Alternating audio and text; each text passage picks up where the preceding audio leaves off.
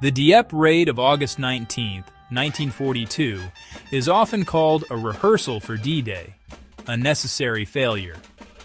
But that view oversimplifies a brutal, costly day. The raid was a desperate gamble, driven by political pressure and strategic uncertainty, not just a practice run.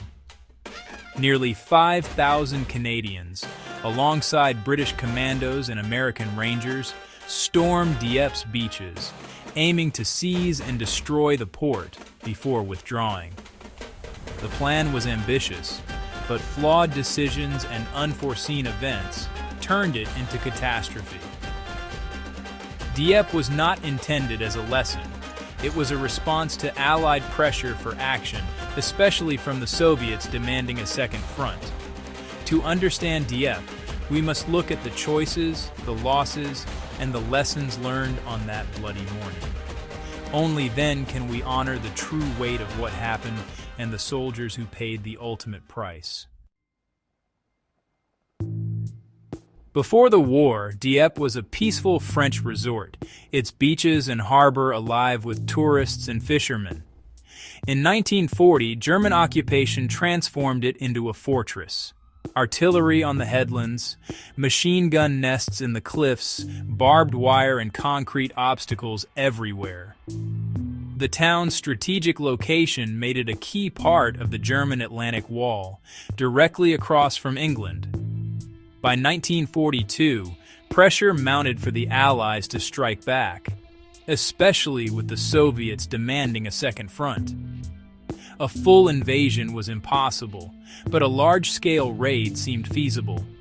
Test German defenses, gather intelligence, and send a political message. Dieppe was chosen for its proximity to RAF air cover and its tempting port. On paper, the plan looked bold. In reality, the defenses were far deadlier than planners realized. The original raid plan, Operation Rudder, was cancelled after delays and a German air attack threatened surprise. Yet Lord Louis Mountbatten pushed to revive the idea, believing a raid was vital to test amphibious tactics and maintain Allied momentum. The plan was quickly resurrected as Operation Jubilee, but key elements were stripped away. No preliminary bombardment, no paratroopers. Planners hoped speed and surprise would compensate, but these changes left the assault force dangerously exposed.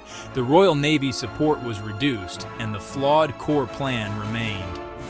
In August, the troops set out again, unaware that haste and overconfidence would lead to disaster. The stage was set for tragedy on Dieppe's fortified shores. The soldiers sailed into darkness, not knowing what awaited them. As Allied ships neared Dieppe before dawn, surprise was lost when landing craft on the eastern flank clashed with a German convoy. The Royal Regiment of Canada landed at Puys in daylight, exposed to machine gun fire from fortified cliffs. Most were killed or wounded within an hour. Communication broke down, leaving commanders blind to the disaster. On the western flank, initial success at Pourville faded as troops landed on the wrong side of a river and faced heavy resistance. Both flanking attacks failed to silence German guns, dooming the main assault. The plan unraveled before the main force even reached the beach. With the flanks lost, the main assault landed into a storm of fire. Tanks bogged down, infantry pinned on the beach.